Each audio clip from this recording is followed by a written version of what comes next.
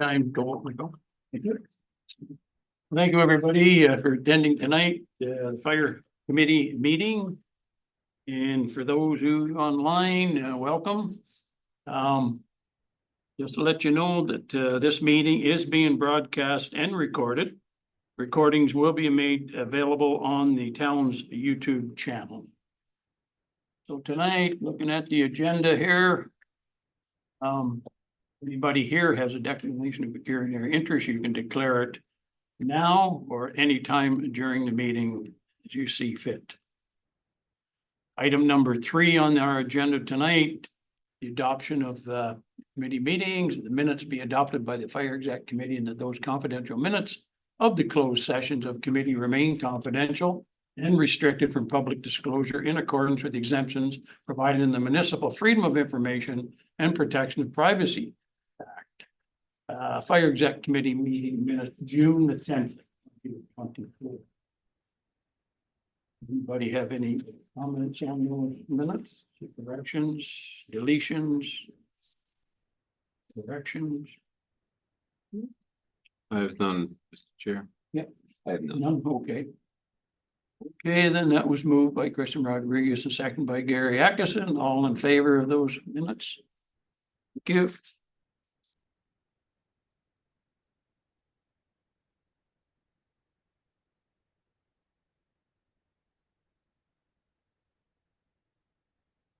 Okay, moving along. Item number 4, this is the rising. Previous minutes, we have 4.1 and 4.2. 4.1 being the ladder truck update. How do we make the ladder truck? I think we're doing well, if you may, Mr. Chair. We have, the ladder truck is now moved to 1200 degrees where it's currently getting its one over, just completed its pump test. It did need some minor valve work, which we kind of expected. It will be, once we get the decals done, and it will be coming home. So we're hoping to have it end of next week, beginning of the following week. And then we can proceed with training on it.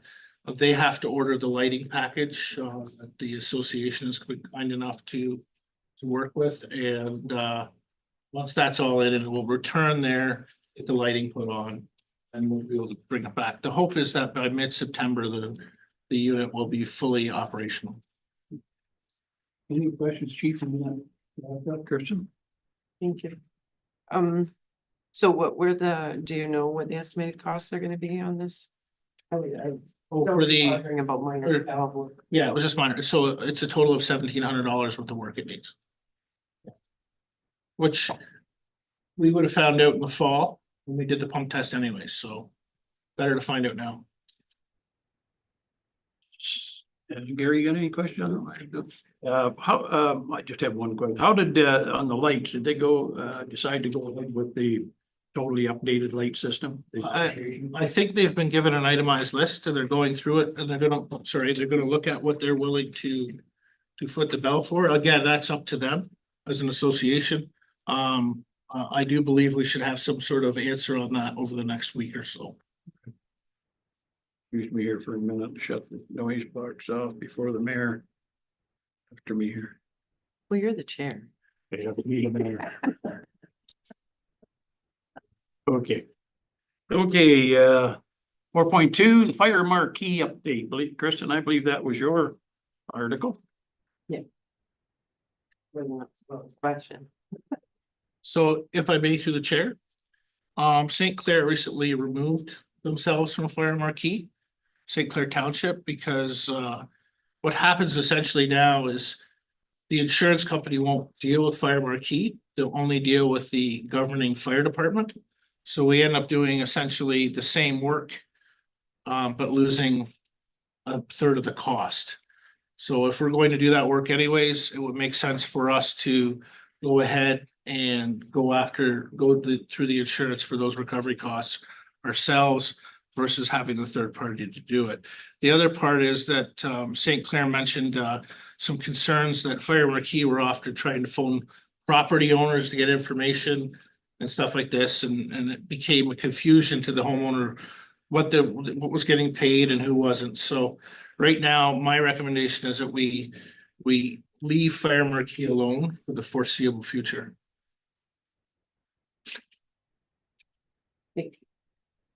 You had mentioned, I believe it was at our last meeting. About a restoration company. Was it Belfort? Well, I don't know if that's a matter we can, I suppose not. It was You spoke to it in, yeah, so we did have a restoration company that we had dealt with, one of the previous structure fires. And the owner, and I believe the owner is dealing with that. Totally outside of this when it comes to the recovery. sorry, So I don't know what you're asking. sorry. No, little off pace there, sorry. You were speaking how there was a restoration company who would be willing to be that middle. And in kind of authorizing stuff, so that way we can ensure, and maybe this could be part of it as well. Amalgamating in other costs. I see where you're going with this. I've got you down 100%. Okay, so yes, there's the board up program, which is a separate other program. And that is done through one of the local restoration companies. Actually, it's a rather large program. It's been very successful in the States. And what that is if we get a structure fire, we would call them up at their 1-800 number. They would dispatch everything from a spark watch to security for the site. And in the hopes that the insurance company would choose them for the restoration at no cost to us. Because their thought is that 9 times out of 10, the insurance company is going to say yes, because they're already on site. But that has nothing to do with cost recovery. Cost recovery, which is what Fire Marquee specializes in, is again, would come back to us to do it. They don't offer that as part of their program. Okay, so they wouldn't offer that on top of what No. they're doing. I mean, we can ask, but I have a strong feeling that's a no, because I had that conversation with the person who actually brought the program to Canada, and they haven't even looked down the barrel of that. He's a former Sarnia district chief. Gary, you got any comments on that one? No, I think Councilor Rodriguez asked the one that I was going to ask, so I'm good. I'll just make a couple of comments on it. I read that article from St. Clair.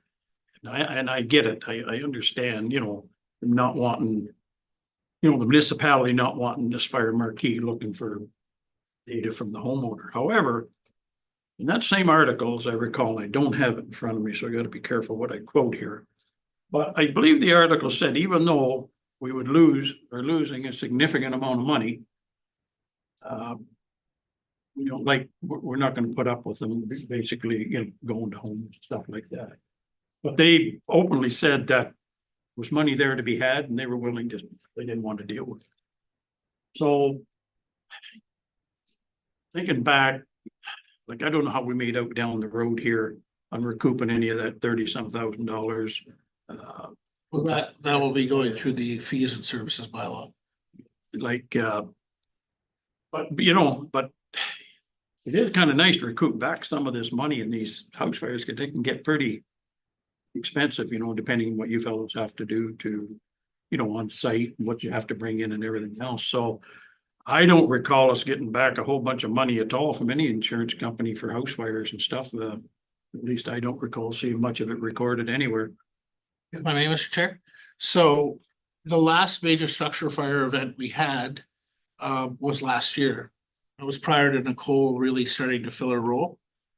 Now, we haven't really had a major structure fire where we've had to recover costs this year. So looking at that, we do know what we need to do. We do know how to contact these people. And generally speaking, Nicole is very much on top of it. I would just give her a bill of what we've used, our hours, and the billing as per truck. And then it's just a matter of getting it to the insurance company. When we do have a structure fire, generally speaking, we try to get the insurance information, and then we would just bill that. Most insurance companies, most policies have $3,000 to $5,000 set aside for fire department recovery of costs, so fire department fees and so forth. So the difference is now, so right now, if we were to do this say 123 Main Street had a structure fire. Well, we respond to 123 Main Street, we do our business. We're mopping up, we're now gonna try and recover that cost. Say the maximum we recover is $3,000. Fire Marquee is gonna take 1,000 of that, right? We're only gonna get 2,000 of it, but Nicole's gonna have to do the same amount of work. Because she's still going to have to get the itemized list to Fire Marquee, who's then going to the insurance company. So what we're seeing Fire Marquee is like a second step that maybe we shouldn't be really looking at, that we're leaving money on the table as a municipality. Okay, well, yeah, I'm not. just in my time, I don't recall seeing a lot of income in the budget from house fires or anything else in insurance companies. So I know I went after the same thing that Kristen went after this Marquee after attending a good roads conference a few years ago. And I thought, well, we aren't getting anything now. So, even if you got $2,000 out of 5, better than nothing. Well, again, Mr. Chair, I think the big thing here is that we're gonna put that work out anyways. Fire Marquee, the bottom line is most of the insurance companies won't talk to them. Because they're not authorized to act on our behalf. And at the end of the day, we're the ones that have to provide the vital information, right? So they're gonna come back to us, the insurance company is gonna ask for an itemized invoice from us anyways. Because I would suspect it's probably the insurance company covering itself, saying is what, in fact, we're getting from Marquee the same as what the actual billing is, right? And I would say that's them probably doing the due diligence on their own part. So if we're going to do that work anyways, why are we gonna give an outside corporation that money? And I think that's a good explanation. So we'll just leave it at that and find out the next, we don't ever have any more fires, but My goal is to be the chief of no fires, yes. if we do, we'll track it and see if we get anything back from anybody, and because we haven't got it back yet, so. And I will say though, Will has been very due diligent about recovering money. Oh, yeah. Yeah, no worries, good. Yes, Kristen. Well, I mean, I agree with some of what you're saying. I mean, yes, we would have to make that detailed, whether we're submitting it to insurance directly. Or to me. I mean, that goes without saying, that's part of the process. But I think there's some back work there too, that Marquee does, that we would then have to increase our resources here. I mean, that's inevitable, by doing it ourselves versus Marquee. He's not just delivering, they're doing back. So that's just my thoughts on that. Doing administration, I'm quite aware. Our experience with billing insurance companies is that they tend to just, it takes a while. Like everything with an insurance company, but we do tend to get money back. Right? So my next statement was going to. You said we haven't had any. Houses or cost recovery this year. We haven't had any structure fires that. Structure fire. We would be entitled to cost recovery from that level. There has been, I shouldn't say that, we've had one structure fire where we it was a corn cob fire, like it was just a shed on fire, where we had to bring in a elevator or a hi-ho to break it apart. But because that, unfortunately, that gentleman didn't carry insurance, we had to bill him directly back for the cost of the hi-ho.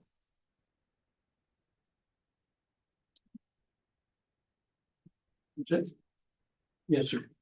Just one question that's come to mind. When we talk about Fire Marquee, is this strictly for like insurance for structures, buildings, or whatever? So I know we talked about recovery off the highway.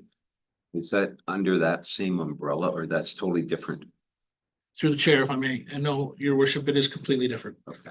Yeah, we have a direct porthole that we have to bill MTO through. Mhm. So as soon as we receive a call to that we could recover costs from the 402, for example, Nicole generally gets those within a week. She'll have the report. Within about a week and a half, she's already filed it with the MTO. We've only had one incident where we could not directly file. That was because the call initiated in the neighboring township. It then turned out to be subsequently our call they were first on the scene. And because the way that's set up, they would have to bill and then we would bill them through there. So we're still working on those details because that was just recently. No, I appreciate that because I just wanted clarity to ensure that we didn't lose the other. No, we are, if I may, through the chair again, your worship, we are doing a pretty good job of recovering costs. 5.1 on the agenda there, if I, yeah, moved by Gary, second by Chris, we probably got the cities approved the payables for June 2024, July 2024. June payables, any questions there?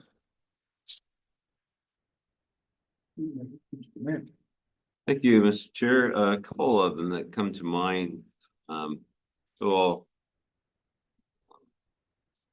the major one at the Wyoming station. Sparkle Solutions, washing machine pump and pump kit for Wyoming station. Almost $9,000. That seems a little concerning that it's that much. What did we do there? Because did we not have wash machine and are already there? Is there an explanation that you can share with us offhand on that? Absolutely, through the chair, if I may. Those are the washer extractors. So they're the high-speed 100G washer, commercial washers that we use to wash bunker gear. We purchased those early in the year. Spark was only able to get up, and I made it very clear we were not paying the bill until they were properly installed. So they were only recently able to get up and properly install them.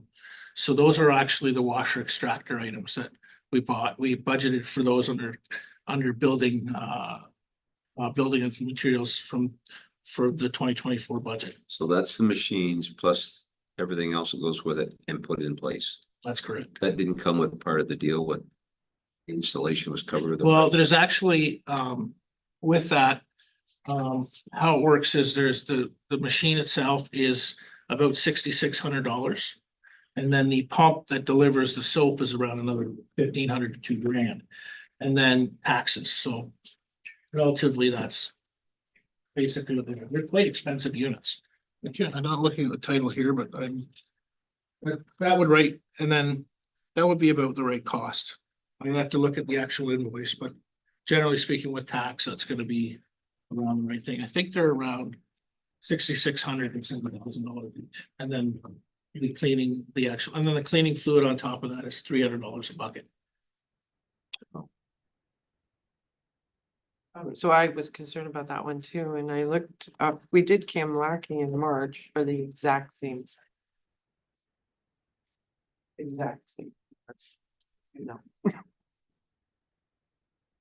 Okay. And my second one, what did we send to Fort Francis? A couple items, I can't, it was literally just a little box of some reference materials. It was. It wasn't equipment or anything. No. It was literally, I think, some paperwork, some reference materials and stuff. The chief there is relatively new in his role and asked if he could borrow some of our reference material, and I said that was fine. What line item? It's about halfway down on one of the purilators under the Orkin. Okay, so the pure. Anything else in June? Yep, go ahead.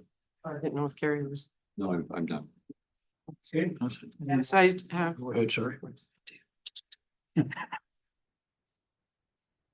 Okay.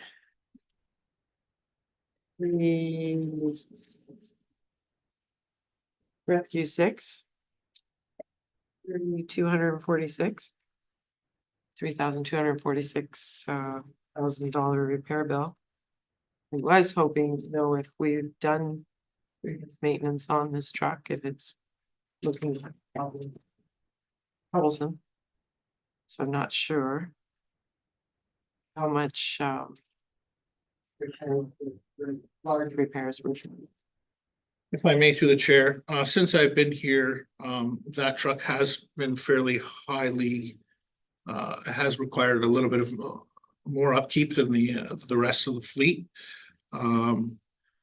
It might just be the simple fact of the matter. It just happens to be at a time in its life where it requires more maintenance. Yeah, we certainly have seen a little bit more maintenance on that truck. I mean, again, those are things we really can't do anything about. Those costs, we have to keep the truck in service, so. Rescue 6 Wyoming or Kim? Wacky. It's just not repairs, it's our annual safeties, service and everything else. Colin. And you getting those size of trucks, and your safety and everything else, I think is around $1,200 or something. Right there, just, and then the servicing and everything else is usually another 800. So, and then some minor repairs that were needed, and that, there's no major breakdowns or anything else, but. Oh. Okay, thank you. The county of Lambton, so the quarterly bill I'm taking, so we pay 14,000 a year. To the county of Lambton. Somewhere around there. And quarterly amount. If I may through the chair, this is a sticking point with not just myself, but other chiefs in the area. We receive bills quarterly for our radio and communication systems. But we're not getting itemized receipts. So in the future, I've told Nicole, until the county can provide an itemized receipt like we would expect from any other supplier or service provider, we're not gonna go forward and pay those until we've seen an itemized receipt as to what they're actually for. Because this is happening, Petrolia is going through the similar situation where they had $9,000 in bills, but the county couldn't explain what they were for. So, we need that. There has been some situations with the radio system. I'm not sure you folks are aware, but we did have a lightning strike at the Petrolia water tower, which did cause significant damage to the hardware side of our radio system. We met at the chief's meeting last week, and we had a long chat. I don't want to say the chiefs went at Faircom, but we certainly gave them an opportunity to pause and had a chat with them regarding this equipment. We do know that, we've asked for redundancy. We've had a couple of occasions now where our pager system has been down. And we're not finding out. I found out from a text message. So we've kind of worked through some kinks on that. The hardware side, of course, we have to pay for that. How it works is each one of us pays our share out of the hardware. But again, I'd like to see, as a fire chief who's responsible to you folks for that money, I want an itemized receipt like I would want from any other supplier as to where that money's going. If I may just get clarification, you may have the answer. I have a question actually, but go ahead, Matt. This fee is variable. I'm taking it from your response. And I was thinking it was more of some sort of agreement, service agreement that was in place that had a set fee. And now I'm really not sure what the bill's even for. Well, there's a couple bills that can come from the city of, from Lambton, right? But for the most part, the ones we're seeing are the radio equipment, right? Our, correct me if I'm not, Adam, if I'm wrong, and I might very well be, but I believe we pay the city of Sarnia directly for our dispatch services. That I'd have to look up. I was not involved in that, Yeah, that so, agreement. yeah, so that's something we'll have to get clarification for. But I know that those costs right there are probably due to that lightning strike and replacing the hardware at the top of that tower. So have they responded to you as to? Well, we've, like I said, we just kind of had that conversation last week. So we'll see what we're gonna do there. Literally, we met Wednesday night of last week, so now that Nicole is back, she's been on holidays. We're gonna get to reach out, we're gonna ask those questions. Chief, who manages the Bearcom contract from the county of Lambton? That is a very good question. So there's a bit of confusion there, in my opinion. The county coordinator, I believe he manages it. I'm not sure if that's the case. Again, those are conversations that I'm starting to look into a little further. I requested a copy of the agreement we had with Sarnia Police and I've gone through that to make sure that we're getting the service that we're paying for. The next step will be to get an agreement from the county of Plympton to say, what are we exactly paying for through Bearcom? If it's individual radios, like for example, if pump 7 has a bad antenna, which it has recently, we pay for that. That's our equipment, that belongs to us. But when it comes to things like the network, the infrastructure that the network uses, that's a shared cost amongst all halls in the county. I believe there's 21 halls and each one pays 4.5% of that charge or whatever it is. And so I would like to see on paper from them what that agreement actually entails. We do have some spotty coverage, as you all know. And by the way, if I may, Counselor, thank you very much for fighting for the cell phone towers out there. But we definitely know that there's issues there, but it's just trying to figure it all out. This contract with Sarnia Police was started a couple months before I got here. They're going through a number of growing pains. And literally, they're literally growing. They're moving into a bigger dispatch center and a couple of other things. And Bearcom is just like any other business out there, they're struggling to keep up because they are literally the only Motorola retailer, licensed retailer in the area. So we're pretty much, that's what we're going to be going through because all of our radio infrastructure is Motorola. Right? So I just want to understand where our money is going. And right now I don't see that, so I want a better picture of it. You Well, I don't- got the floor, Kristen. Okay. So not to pick on the gas and hydro, they're smaller amounts, but I just try to understand. And when I go to it just seems like gas is really high. Do you guys use something that's gas all year round or something? Natural gas? I don't know, are we paying equal billing for that? No, we're not, are we? No, Wyoming's way higher than. I can't figure out my own gas bill. I know. I got pilots running on 2 gas stoves I haven't turned off. I haven't even lit the barbecue all summer. And my bill is $40 one month and 76 the next month. I hear you, I'm the same. So- I know. Can't be. So I honestly can't answer that, Council. We'll look and see what we can find. Yeah, because the other thing would be the hydro. It really jumped in July, like double. Like it was a $900 bill. When I look at the averages, it's around 500 There is for climate, Wyoming. there's climate control in the buildings. I'm sure that has something to do with it. We've had some pretty hot temperatures. And those buildings, Oh, you're saying the air conditioning. yeah, they're climate controlled, so not. Kim just didn't have the same problem. Well, Kamlaki is also half the size, Well, right? So, we are, no, it has we been. keep them climate controlled for a reason. That way, if the guys have to get after a hot fire or something, they can get into a cool environment. For sure.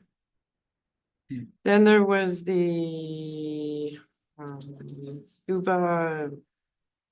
Sorry, not scuba, but SCBA testing and stuff. No, if I may, through the chair, that's an annual cost we have to pay to keep. So that was gonna be my question. Certified, yeah. That's an annual certification fee. And then the equipment for 4 more firefighters. So those suits were actually ordered last year, Okay, but we didn't receive them till this year because there's a bit of a lull on them. So that's why that's coming in this budget. and to the mayor's question on the washing machine, the one in Kamlaki is up and fully running. They're both in Wyoming right now. So Kamlaki's isn't even installed yet. They require additional plumbing to be put in and it's extensively expensive. And as I stated, I apologize to the chair, we've had to reroute some of those funds because of the mold removal mitigation. So what we've done in the interim is because Kamlaki only has currently 1 shower and it's not really set up. We've kind of set up an interim policy that the guys are gonna go, everybody's going back to Wyoming, decon, shower, put all their gear in. bring that up, and then they're going to, if we get a major structure fire, and then they then would go back to Kamlaki. This way it keeps our costs down until we can decide that, so you folks as council can decide what you would like to do with Kamlaki, if you would like to invest a lot of money into it to bring it up to where it's required for cancer prevention, or if you would like to explore other options. So we paid for this to be installed and include installation of $8,994. And it's still sitting in Wyoming. So why did we pay? They're both operational in Wyoming. We're using them both. Yes, so we can now do 2 sets at a time, whereas right now with the old setup. So it actually makes more sense to do 2. So part of one of the staff reports that you're gonna come in is we're looking at applying for a grant to the fire protection grant. That is to buy 2 additional units for Kamlaki. Because what's happening is we've realized that one isn't going to, it's not gonna be working well, because you can only do 2 inners and then 2 outers. So that means we're looking at 2 hours to do 2 sets of bunker gear. Whereas if we have 2 sets of bunker gear, we can do it under an hour with 2 units, because we can put 2 inners into one unit and 2 outers into the other unit. Right? So we need to do the same at Kamlaki. Either way, whatever we decided, however you folks decide to deal with that building, we're still gonna need to buy 2 additional units. I believe we'll probably do all right getting the funding. But again, that's something we're looking at right now. The reality is that we couldn't use it at Kamlaki anyways right now. We don't have the plumbing to support it. So at least this way it's in operation and we're using it.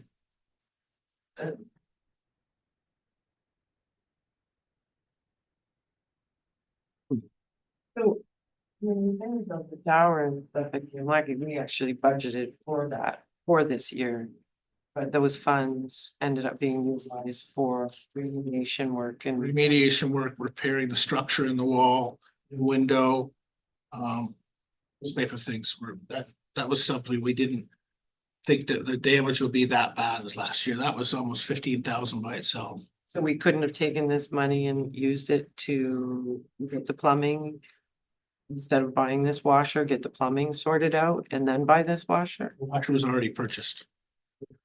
Wait. That's it for you?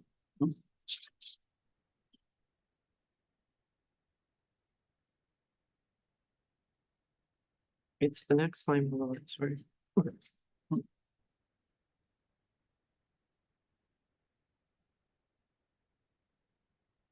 Preventable maintenance on the overhead door.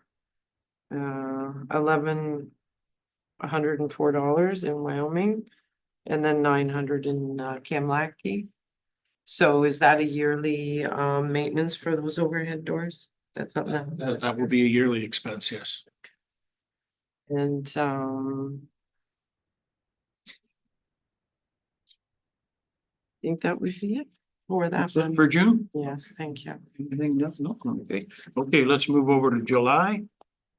We'll go to.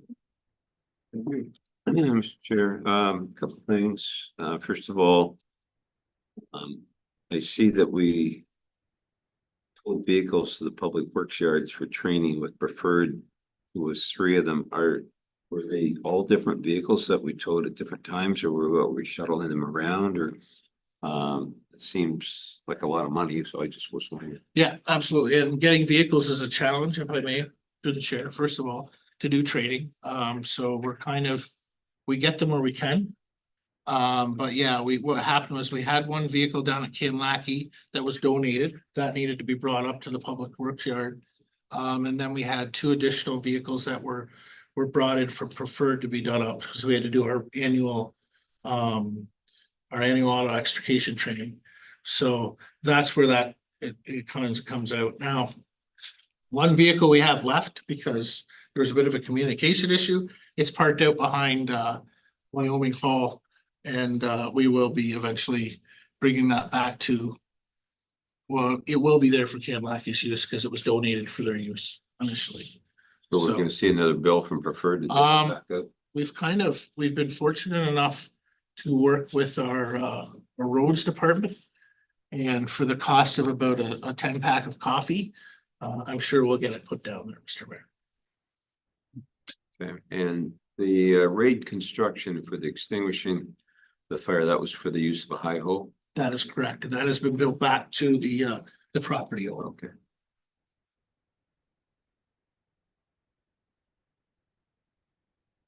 On the AG Stone Company for helmets, lettering for helmets, lights and helmet straps, were those helmets like for the new recruits that we've brought in? All that sort of gear that goes with that, or is this new? Because I know we replaced a whole bunch of helmets a few years back. And I don't believe we did a complete switch instead of doing a rotational. With so many in and out, is this for the new guys? So this is a few new helmets we needed for those that had been promoted. Literally our helmet costs are about $500 to $600 each just for the helmet. The style of helmet that was chosen prior to my arrival, so that's the style of helmet we're using. We will have a number of helmets that will need to be changed this year. That's outside of this.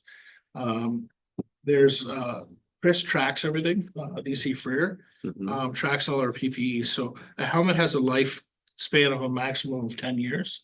Doesn't matter how good a shape it's in. After 10 years, it's considered done. And we have a number of helmets that are reaching their 10-year mark this year, next year. We're going to have some upfront costs there. The idea long-term is to replace so many per year so that we have a consistent PPE cost. Yeah, I understand that, and I'm okay with replacing so many a year and doing a progression that way, but I thought we had replaced pretty well everyone all at the same time.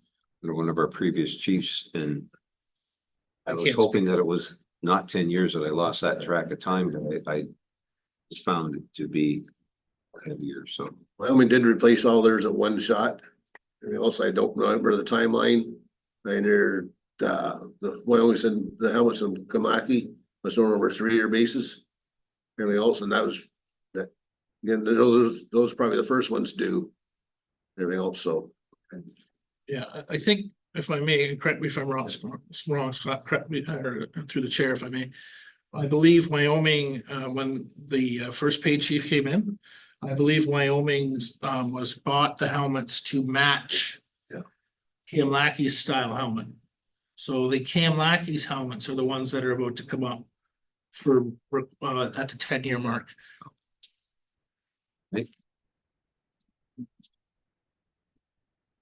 So I have at this time, Mr. Chair. Thank you. Go back to the helmet. How many helmets were purchased? I believe that order was a total of 3 helmets and then a few helmet lights for the training guys because they're gonna be inside doing a lot of live burns. So I believe the helmet lights that they purchased were around $120 each.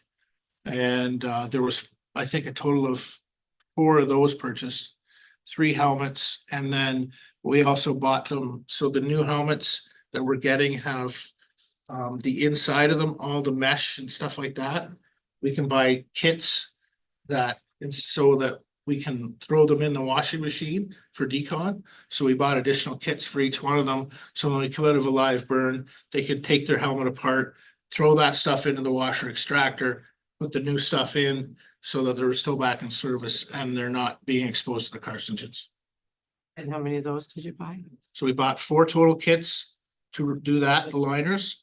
We bought 3 helmets and 4 helmet lights. So we know, so how many are left to go? So right now, I don't want to. Chris would have those numbers because that's what he tracks. But I believe it's around 10 or 12 that have to be done this year. Around 10.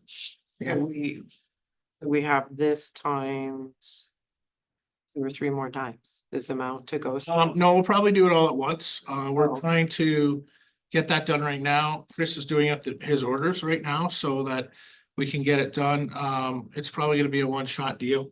The nice thing is that we don't have to replace the fronts. So the fronts run about $60, right? Everybody's got their current front on their current helmet. They'll just be able to take it off and put it on their new helmet. So that's why we anticipate trying to line everything up So we're replacing X amount of total sets a year per year. I'm hoping by 2025, 2026, we're in that position, but we've got a bit of catch up to do to get us there. No, this was in the budget. right? Yeah, We budgeted. We budgeted for it. We did know about it. That was one of the things that we did put in the budget. Okay, so frontline outfitters, cargo pants and shirts kept from demo clothing sent. So this, we were going to use these folks for our station uniforms. The demo, the units that we got. I've been in touch with them. We're shipping them back. That money will be refunded to us. The 371 will be refunded. Yeah. I thought that was Because shipping costs. The firefighters didn't really like what they had to offer. Gotcha. And we were able to find a supplier in London that could get us stuff in 4 weeks instead of waiting 8 weeks for it to come from the East Coast. So on the hydro, as I said, it did double. I'm just now thinking that you're using both extractors in Wyoming. Maybe these are the new anticipated costs on hydro. I would hazard to say this might be a possibility, but we really haven't needed to use them that much. So I can't see it having that much of an impact. There could be a number of reasons why the hydro's up, but I would say the main one is climate control. Okay, well, I guess we'll learn that next time. And the construction one, the mayor asked about when that'll be billed back to insurance company for the homeowner? Unfortunately, Oh, he didn't have insurance. that gentleman does not have insurance, no. No, it is an unfortunate circumstance, but. We did, we didn't really, we were literally recovering the costs of the town. We're not going after them for the fire trucks and all that. He doesn't have insurance. So. Yeah. I'm sorry, I did have one more, the diesel. The diesel was doubled as well. The fire trucks. Is that because there was a lot more fire calls or? That could be part of it. It might be just two that happens to be the dates when they fill the tank. But yeah, obviously we are running a lot more calls than we have been in the past, but no, I wouldn't say that was it. It was probably more likely just when they filled the tanks. Summertime as well, that we're out with running the trucks and everything else. That we're more in the wintertime, we're indoors, the trucks just sit there, so.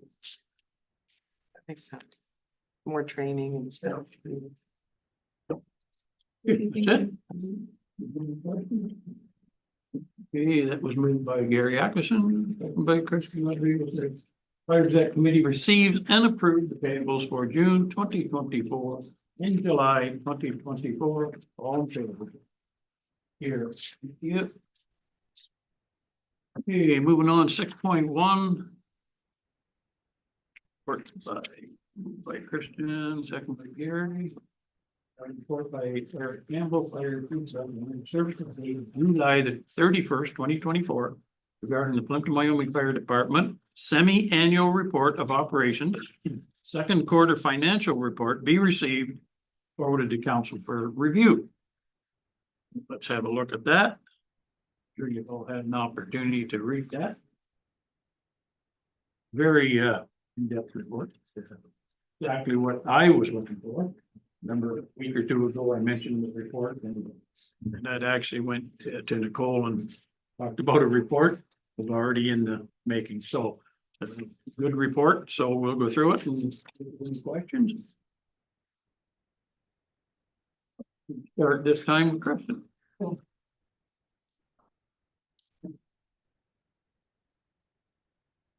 On page 22 and 27. 2:27. Just give me a second. Okay, shoot.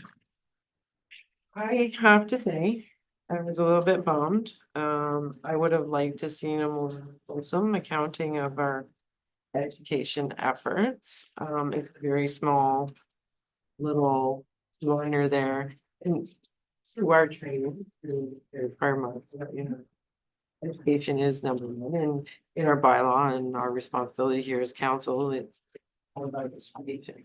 So I just felt like it should have been I get frustrated because I don't have more of an accounting of everything that happens throughout the year.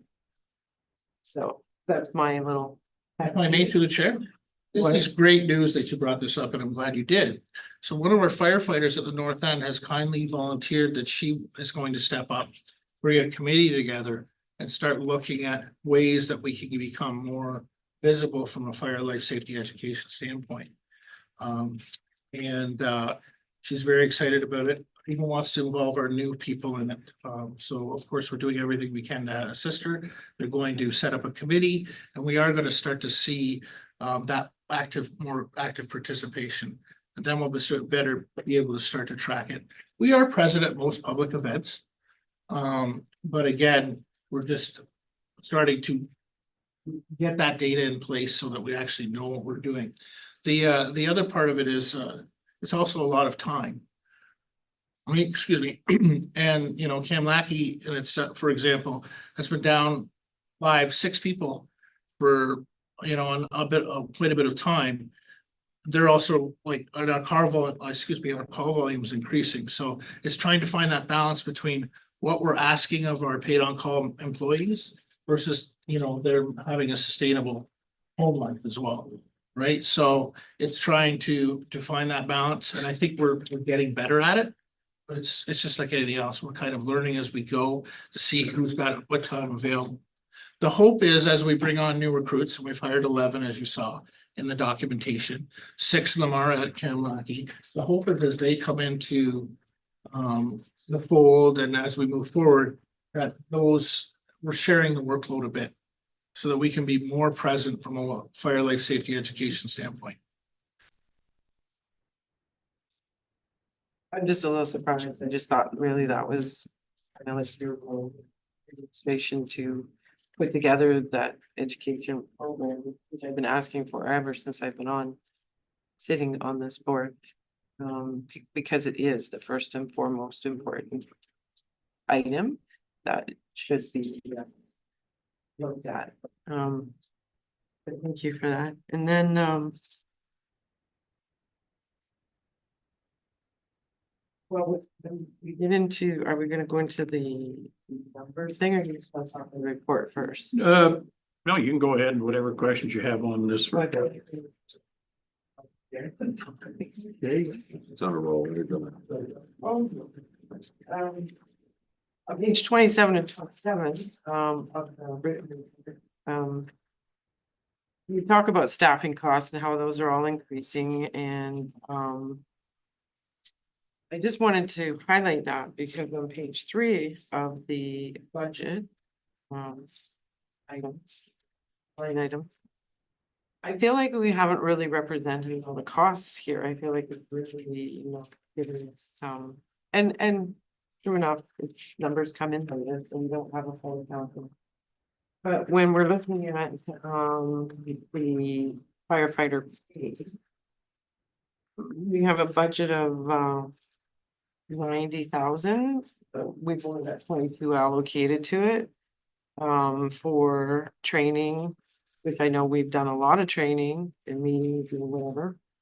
I don't feel like that's been fully accounted for in those line items. I think it's grossly understated if what you're saying on page If I may? 27 of 27 is true. If I may, through the chair, the second quarter fire pay is not on that document. Right. All right, so you have the first quarter fire pay, so that's what you're seeing. You're not seeing the first and second quarter fire pay. Unfortunately, the treasurer wasn't able to put that out at the time that document was generated. So we haven't got the second quarter on there. So that would obviously increase that number dramatically. Yes, and that's what makes it hard.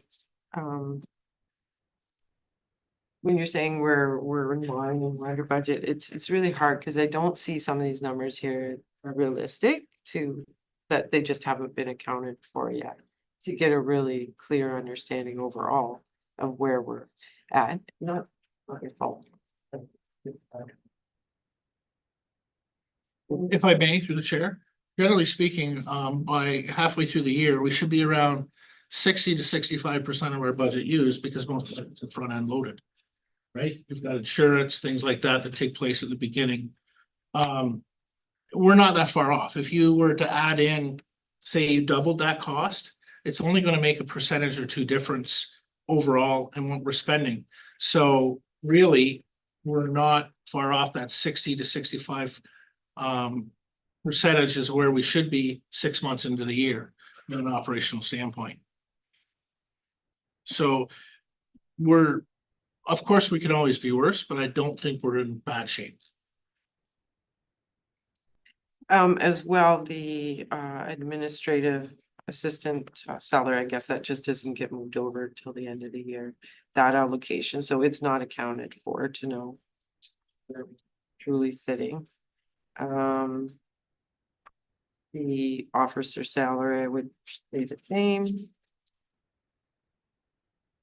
And then training officers, I would say the same. I would say this whole, which is just, I made through the chair. which is fine. It will, we'll learn. It was only an account the first half of the year as to what we could account for. Yeah. We do know that there's costs that are rear loaded as well. And we have taken those into account when we made the original budget, knowing that would be the case. We also know that for the last 5 years, essentially, the budget for the actual hours that the folks are putting in has increased. We know that likelihood this year, now that we have some concrete data, we're gonna probably be looking at an increase for 2025 for the amount of hours that are actually going in, because we have some real numbers to show there.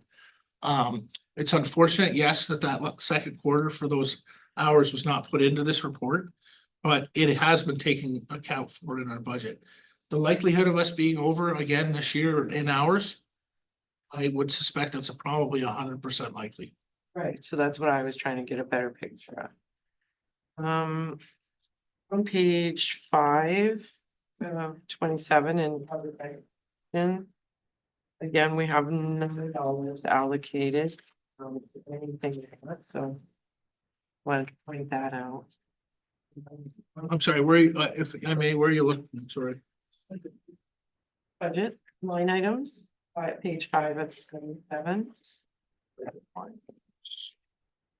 5 of 27, I'm sorry, just give me a second, I'll get there. Sure.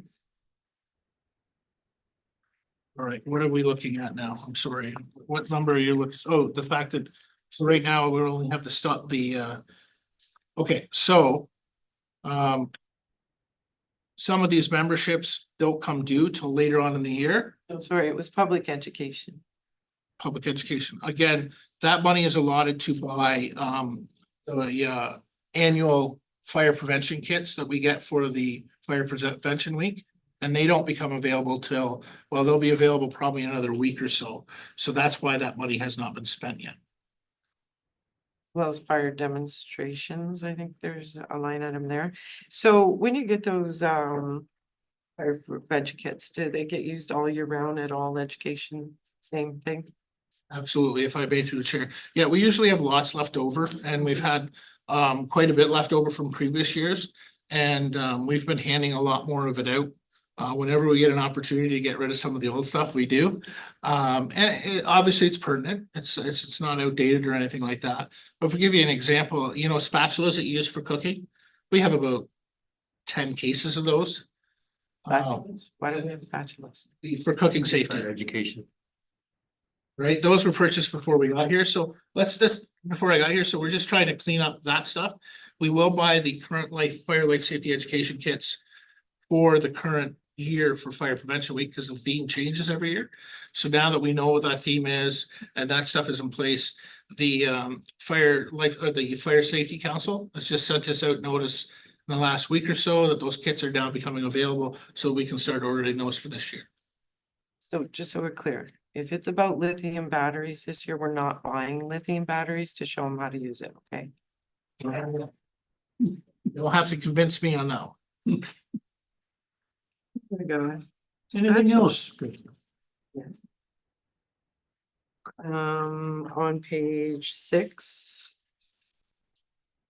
Registration, it looks like we didn't budget anything, but we spent 2,075, so I'm not sure. What happened? Like, did something come up that we didn't miss at budget time or something? I think you're gonna find that that was probably. We probably had that in another line item, but I'm assuming you're talking about the conferences. Right, Fire training and program in the first box, middle line, registration, right at near the top there. oh, that's, so that would be some of the, I'm assuming you're talking about the first aid? Is that where you're looking at, the 20 or Yes. $2,000? Yeah, So, yeah, of course, we're not budgeted for that because that would come out of the grant that we received. okay. And then the next line, the first aid and the training, the 24,000 that goes against the grant as That well. is also going against the grant as well. The $2,000 is the boards, the backboards, for backboards, blocks and straps that we needed to actually conduct the training, but we also didn't have them on the trucks. So that's coming out of the grant. The actual, what we're seeing here of the CEPG grant is the course training. This $2,000 will come out of the $10,000 that we received from the cannabis grant that was allotted to us at budget time. Under seminars, there's 2,500, isn't that kind of what our limit is every year for each of us, the 2,500? No, is this something different? You're So shaking your head, I saw you. 2,500 is what's allocated by council for council. Departmental budgets are as budgeted. Oh, okay. So if I may, on that one, on that line item, we bought packages to save money. So it came in as one cost. Right, which incorporated the lodging cost, which is right below it. That's why there's nothing allotted in the lodging, but there is some allotted in the conferences themselves. Okay. And training center, registration, we have 10,000 and only 50 allocated.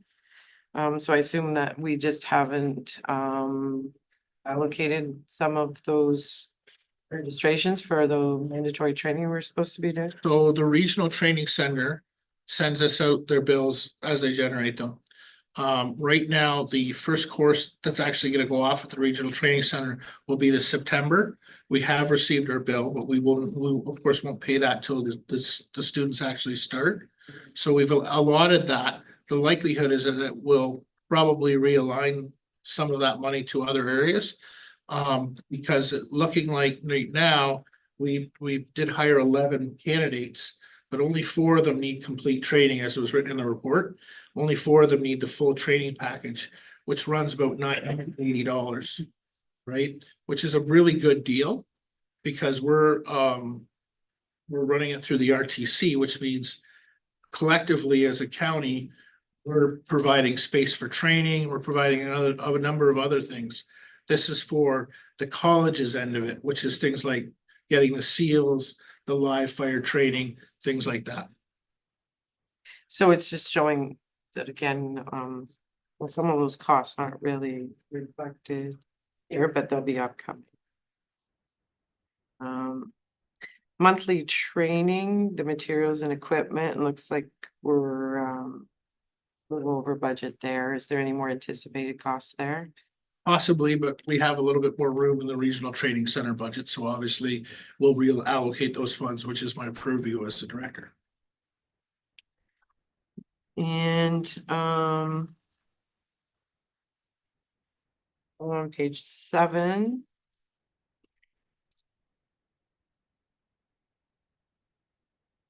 In general maintenance, I guess we're a little bit over budget there too. Do you anticipate any more costs there? I'm just trying to look at what line you're looking at. So it says general maintenance and then it says, Just in general? Yeah, so we do have some additional costs we had there. You know, but overall, there's also some costs that we haven't used yet.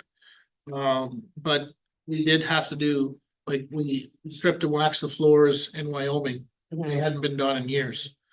Right, and there's some costs that were tagged into doing some of the refreshing of the Kanlaki training room. That we're putting in? Okay. And then we go to that, communications on page 8, radio license. If I may, So we're over budget there too, and is that because of the switch over the? and that's again a good question. We're trying to figure some of those costs out right now. Those costs are allotted to us by the county. We don't get a lot of say in them, but what we should do is what we should be getting is a itemized list as to where the money's being going, right? And certainly, as I spoke to that earlier, that's something that is a goal of mine to, you know, and Nicole will be working on that to try and get those lists. And not just us, there's a lot of other fire chiefs within the county right now that is raising eyebrows of. So under communications, airtime call forward, it looks like 2 years ago we spent money and then we didn't spend money. What is that mean? Airtime call forward. I honestly don't know. I don't, that is, I didn't budget for it in the first place because the previous budget, we didn't use any. So we'll have to look into that one a little further. Okay. And the service maintenance is all part of that too, what you're trying to get clarification on, because it's well over as well. And I will say that, I am concerned about that. Yeah. Because those, if we've got no say as a municipality. And we've signed an agreement like that, that's one thing, but if we're just going along with that. And those costs could skyrocket. My concern is that when we hit the next generation 911 system. That there's gonna be a significant cost increase. And you folks as counselors get no say because we're just diming it out to the county, so we need to get some definite clarification on that. Page 9, ladder testing. Looks like we're a little bit over, and we do have that new ladder truck that needs a different certification as well, and that would go under here, I would assume, so we're gonna. That's where this would. We'll be over that because we didn't anticipate getting a ladder truck, but again, that ladder truck only costs us $1,800 to do. Whereas we'd be looking at a much more involved, if it was a steel ladder, but because it's an aluminum ladder, it does save us money on maintenance. Yeah, again, we're over, but that's an annual cost, if I may. So that was done, I think, what, January, February, Scott, something like that? You did into January. Yeah, so, and they come in and they actually test all of our in-service ladders. They literally put them on sawhorses and weigh a certain weights off them for a certain amount of time and all this, so that they meet the NFPA specs. So that's one of those CYA things where we have to do it. Oh, yeah, for sure. Under breathing apparatus, are we still anticipating doing all this testing here that we've budgeted for? Does that happen later on in the year? For the breathe flow testing? Again, this is if I may, this is one of the problems with having so many line items. Nicole ends up choosing a line item and there might be another one somewhere's on there for the same thing. So some of those costs have probably been eaten into the previous with M&L, but yeah, generally speaking, we do that testing every year. That would be better I was testing. just wondering if it was still. I believe it's been done. We're now complete for the year and we're also complete for our bottles that require hydrostatic testing this year. Yeah, I saw that.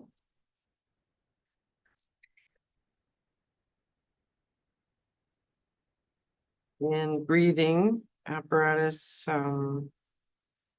turnout gear. Was that, again, it's way over, so is that part of the grant fund, No. something?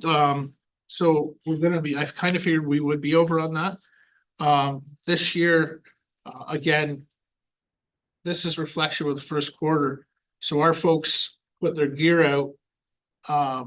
But a lot of those costs that are initiated were because. We had to get the gear clean post incident. Mhm. We have our own ability to do that now. But and we can't necessarily say what we're gonna be up against when it comes to doing that. And that it would have been from the tail end of last year as well as this year. And we've had a few fires that have required the gear to go up and get cleaning. Every time if soot gets on gear, it should be cleaned. So that's, and it's trying to get the folks into that mindset. Because it's prevention of cancer, right? Okay, page 10.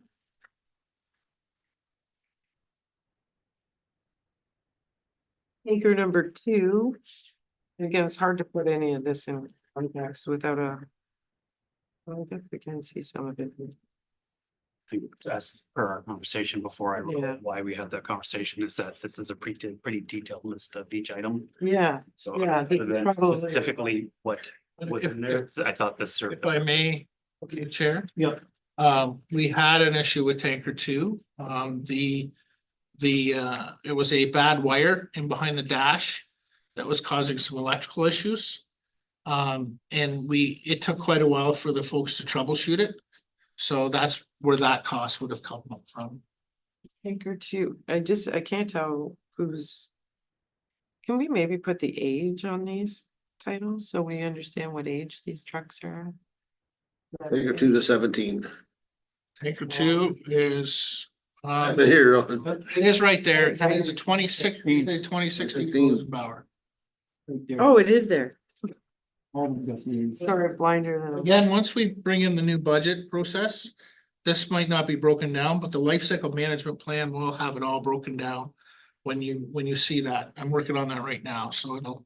No, it's okay. I just wanted to hear it right there in front of my eyeballs. Okay. And number 4. Hey. Oh, and then I can see better.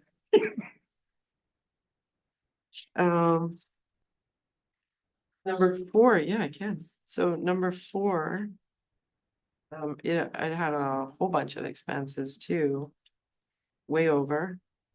Yes, if I may, through the chair. So we had to update the lighting on that truck to bring it up to an NFPA standard. As well as I believe they put on-spot shades on that. Now, I'm not sure, I'm assuming we've paid for that up front. The folks that they have approved that money through the Firemen's Association. So likelihood that cost will overall drop when we receive that revenue.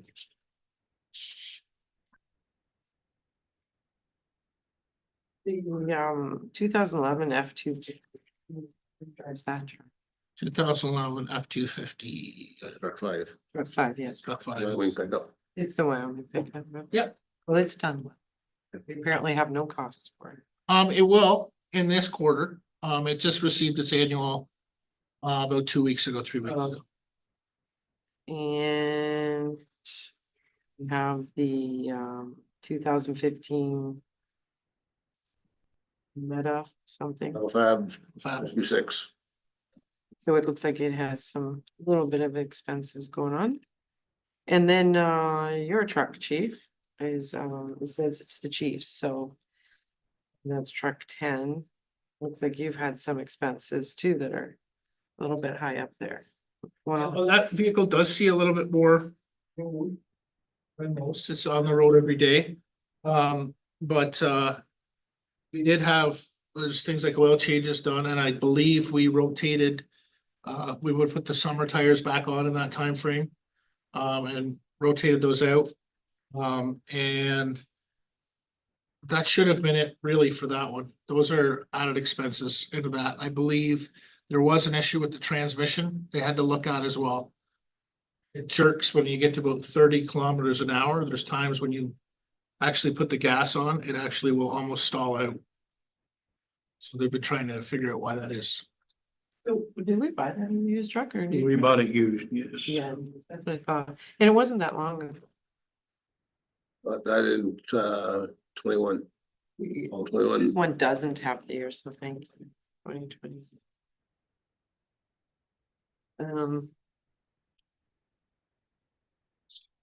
If I used it was Adam, do you remember? I think I have to look back. Oh. It's a 2018, I believe. And it had about, I think around 45 or 50,000 kilometers on it. Not bad. Sorry, 2019, I might be, it's 2019. It didn't have many kilometers on it. I think it was, I mean, I think we bought it for 45. I believe it was, that was about 40,000, yeah. COVID truck pricing. Yep. Exactly. Yeah. That it, Kristen? Ooh, Good. 27 pages for me to work with. Okay, we're at 10. Page 12. And It's a good one.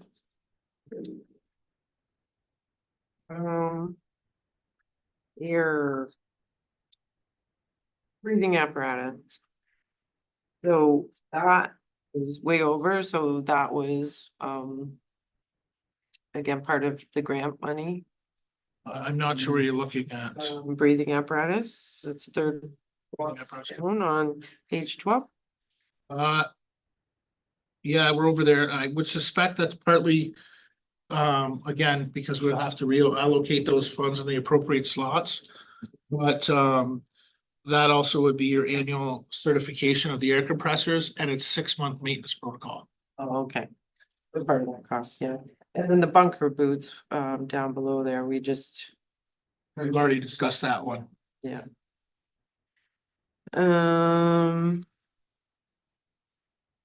Then hose replacement. We allocated 7,500, but we haven't bought the hose yet, or we're just not allocated? So we haven't bought hose yet. What we have done is, we've bought what we'll likely use that money for is we bought a hose rack for Cam Lackey. And that allows them to dry their hose properly without using, before they were using a set of scaffold, which isn't exactly safe. We did find a bit more hose once we started digging through and getting through things. We actually had more hose than we initially thought. So now we have the ability to actually dry it. The association had a custom drying rack done for Wyoming. It was about half the cost of buying one. If we buy a hose rack, they run around $9,000-10,000. We got one custom made for about $4,000. Yeah, I've seen it. Yeah. Wait, so is that what the plan is Yeah, that's the plan to relocate. to do for Cam Lack? Yeah, so everybody's got the hose riding rack. The nice thing is, depending on how you folks want to handle dealing with that building, it can go with us if we say leave. Being really evasive on that statement, but I've heard it a lot tonight. An upcoming surprise. The reimbursement farther down to firefighters in the amount of 35,000 or 30. So I've had a discussion with the property owner, made him aware of what's going on. That is unfortunately one of our members. And explain the situation. He understands our position. And he's going through his own avenues to deal with it. But unfortunately, it is going to go against the fees and services bylaw for us to recover costs. You're talking about 32,000, right? 600. What does that have to do with Well, I thought that's what you said. I'm sorry. firefighting expenses to be refunded? Yeah. That's. Oh, is that what you're talking Given- about? Oh. I'm sorry. I thought that's what you meant. Yes. Sure. Given the item is in regards to an identifiable individual, given that there's a current challenge with the insurance company, I would suggest that maybe if we wanted a more detailed update on this, that it should be enclosed. For sure, I just didn't even know what it was. I would have never guessed Now that. we know That's with that more line details, we item. should probably put. Yeah, just said expense reimbursement. I didn't know how much detail you'd like. I probably gave too much and I apologize. See you.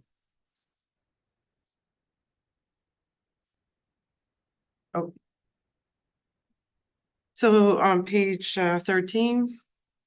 Fire truck to reserve future. The 50,000, so that's in reserves. I assume is that Kim Lackey's fire truck reserve? Cause I think the next page. Had 20,000 or 15. So.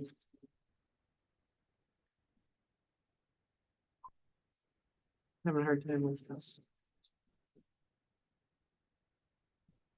So that 50,000 is the capital that we put in for both halls, 2,500 or 25,000 for each. Oh. And that again will be an item that we'll have further discussion on later on in So so I wasn't really questioning the 50,000 because I knew that's what was there. I think what my point is the purchase of the ladder truck is coming out of these funds. And it has not been allocated as well as of yet, and I don't know what the total is, around 41,000 or something. if I may through the chair. It's not necessarily coming out of that particular 50,000. We have other reserves that are currently in place. That 50,000 will move over at the end of the year. Right? So that's why it wouldn't show there. Where's it gonna show? Well, it will show when we've allocated those funds at the end of the year. You'll see it on the final statement. Given the unbudgeted nature of the item, it would likely show up in those items. Because it has to have a budget line, or else we'd have to open a budget. And That's what I'm saying. As it was, the motion included taking it from reserves. Yes. So whether that's money that didn't go to reserves, that would have gone reserves, or reserves themselves, that'd probably be the cleaner way of doing it. However, I'm sure the treasurer will go about it in the most appropriate way. Right, because normally that's how you'd see it, about.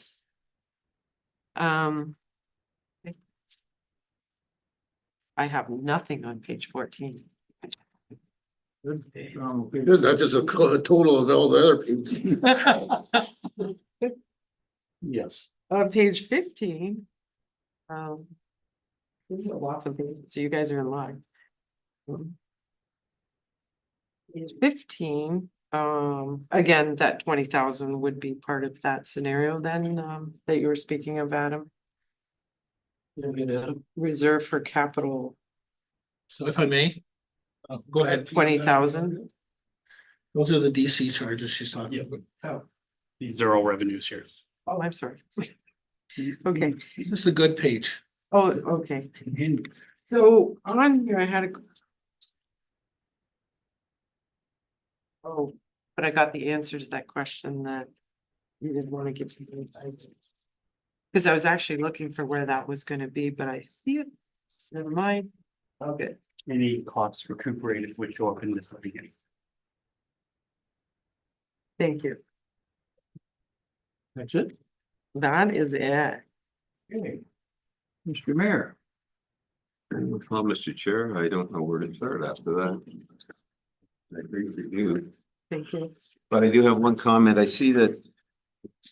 Continue us moving along. I do see in your report, Chief, on page 26 of 27, that you're saying right now we're at 57.8% of the budget that we have set out for the year. Do you foresee us staying in that budget? Rolling over, is a concern. I do foresee that at this time. If I may, there. At this point in time, I'd say the only real ball of wax that we can't calculate is the overall cost of people, right? It's the staffing, so the hours that need to be put in, those type of things, right? We don't know what our call volume will be like now between the end of the year.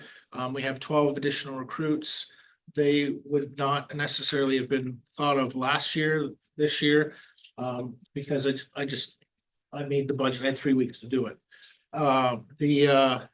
The other part of that too would be that those training costs are associated with it. So if we send a recruit to fire school, we have to pay them the hourly rate while they're there. So those costs would also, they could, and that could be an offset cost that we don't know about. So those wages are the only thing where I would say I have of concern that we would be, where we would be over, but we've been over every year for the last 5 years. So it wouldn't shock me if we're over again this year. The nice part about it is now is over the last 10 months, you know, since I've got here, we started to generate data. We're starting to look at things and saying, what are realistic numbers here?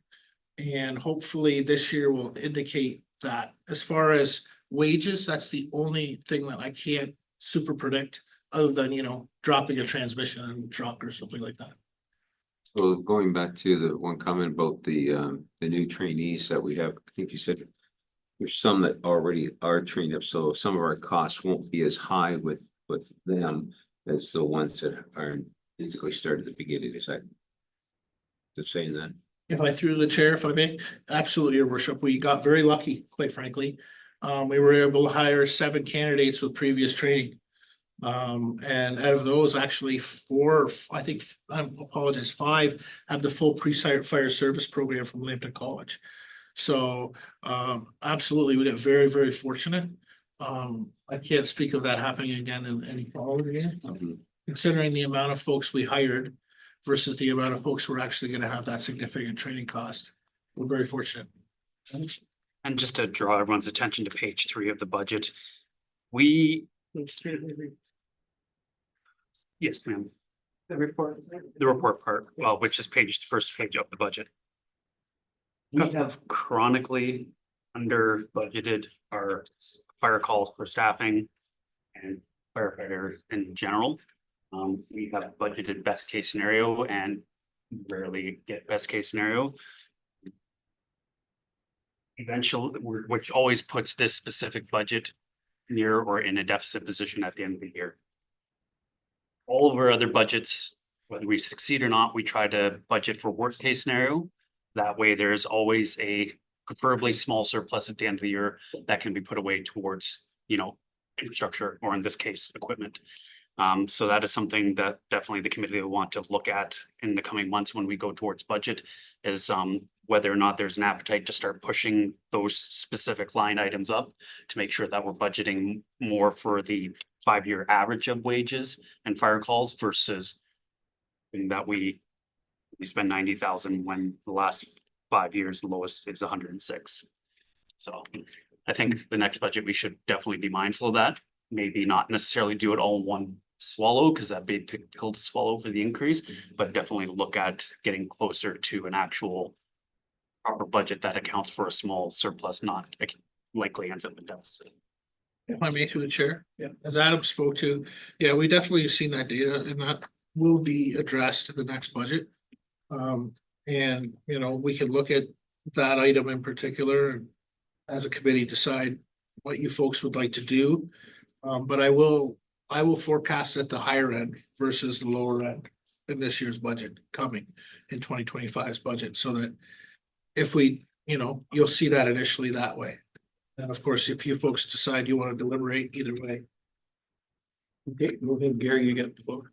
Thank you, Mr. Chair. I will say that I do appreciate, although it appears as though we've ripped this apart a little bit, I do appreciate that it's there for us to take a look at. It's very important that we stay financially responsible, and it's not that we're picking on you, but I think we owe it to our residents to make sure that we don't waste money. And not saying that you are, it's that we have a trail to follow and maintain and stay within the budget, which I hope all committees do in the future as well. It's all of our responsibilities. All you have, I have If your name, ma'am. I'll follow up on that and what you said about the wages and stuff. I mean, this year, obviously, we phenomenal, because I don't think anybody really looks at the cost of the wages in the training portion of things. Which will probably run us over significantly, depending on how many are getting trained. So we need, when we're looking at that come budget time, we need to understand, now that we understand what the costs are starting to know, what are the remaining gonna cost, so we do budget accordingly. For that, and we don't necessarily over forecast us necessarily. And when we're doing this year's budget, we will have complete 2024 numbers anyways. So you probably be looking at a full 5-year rolling average from the previous years that would be more appropriately used anyways. And you're always gonna have outlier years, and you have to take that into consideration. Yeah. if I may through the chair, as well as we're not gonna forecast recruit 3 to 5 people every year. Generally speaking, that's what we're losing. The reason that the recruitment was so large this year is because unfortunately, there was a lot of recruiting that never took place, whatever circumstances. And a large number. I mean, if you look at the amount of retirements and actually we had, if we judge that, we're right around that 5, 5 number annually. And we should be able to predict that fairly safely in the coming years. If I may respond to his worship's comments, we're trying as a department to really focus on the transparency, being open and upfront with everything that we're working as much as we can. And if you saw, like, the second paragraph in the report is about transparency. You'll see that through the staff reports of the future.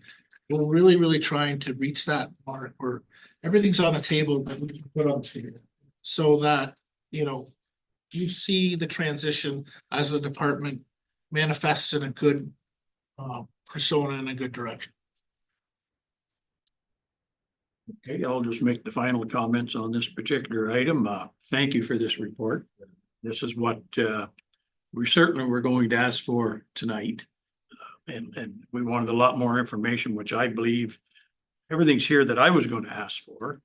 Can't speak for my other members, but good report.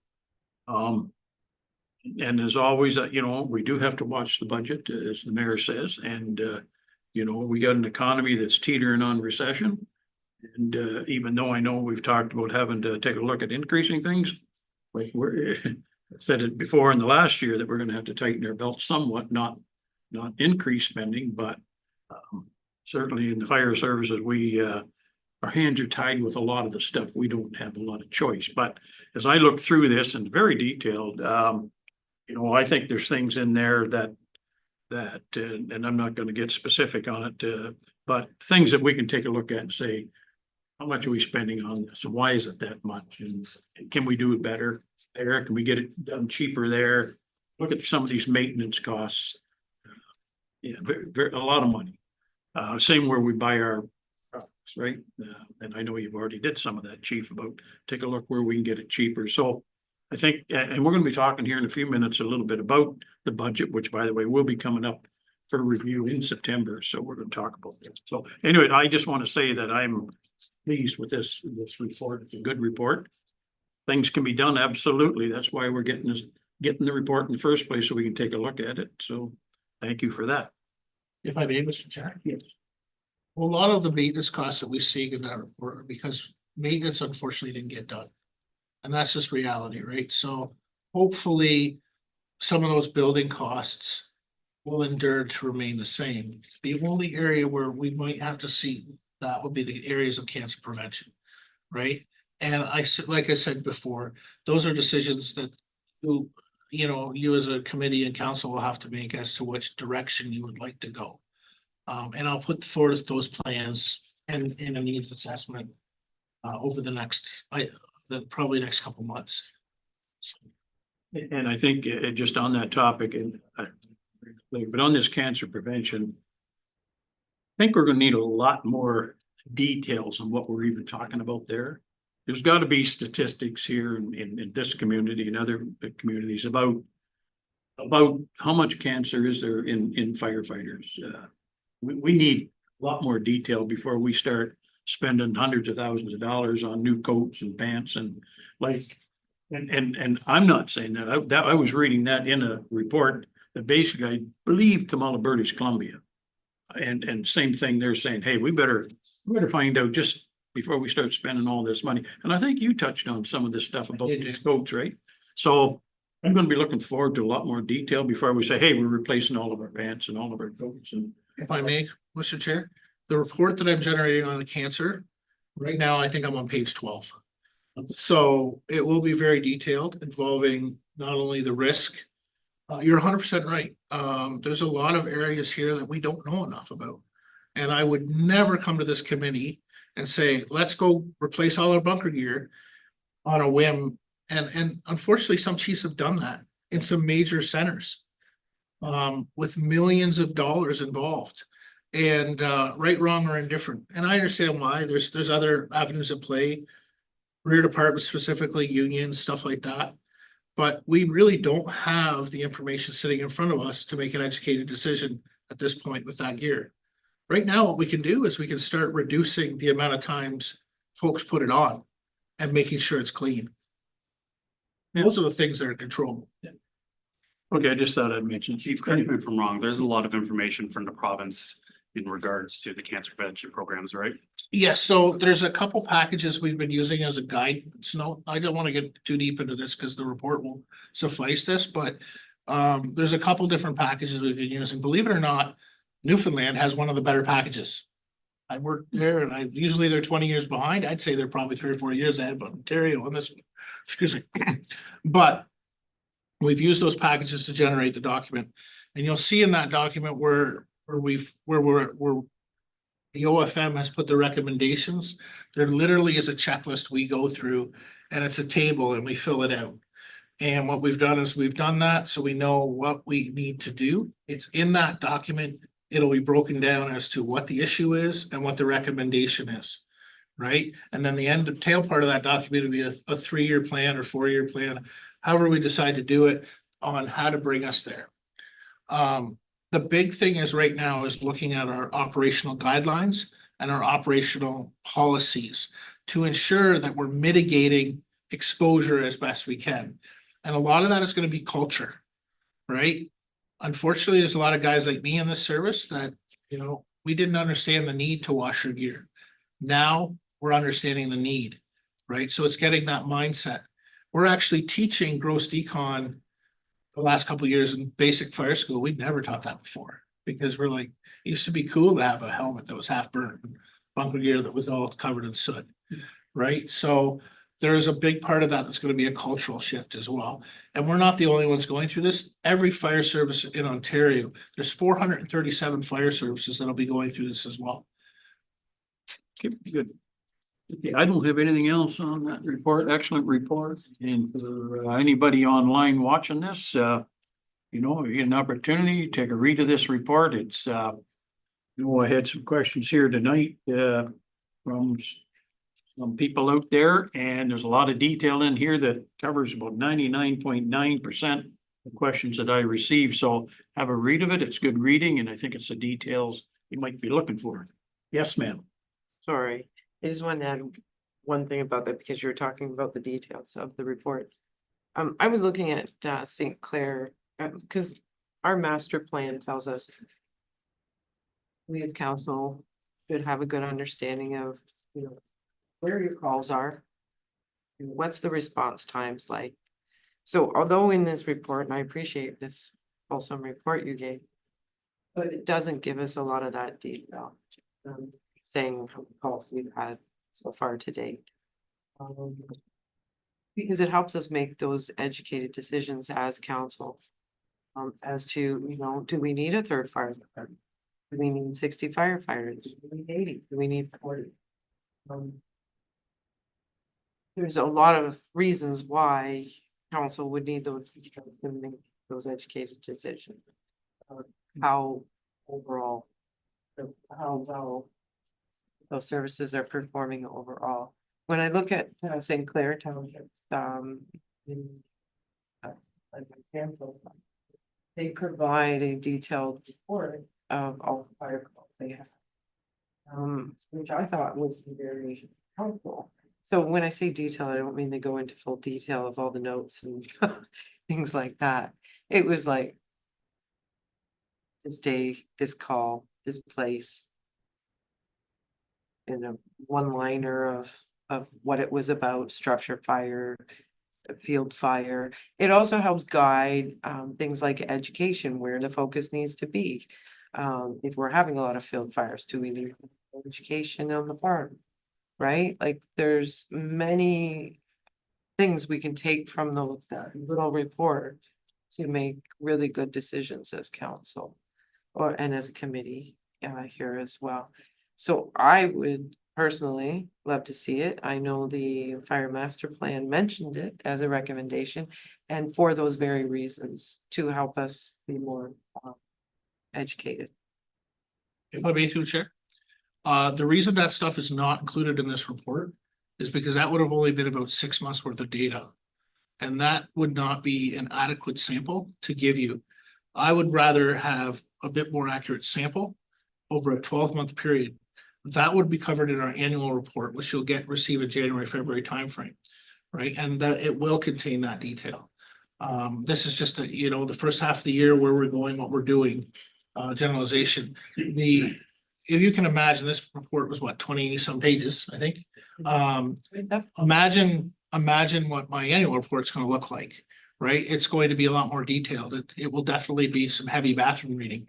But it's gonna be a lot more detailed because now then I'll have that proper sample of data. We as a department can look at that and say, okay, it's not an accurate picture to only look at the first 6 months, right? Because there's so many variances that come up. It's more accurate to look at over a 12-month period. We're gonna get a more detailed sample of what we're looking at. Okay, thank you. I look forward to seeing that.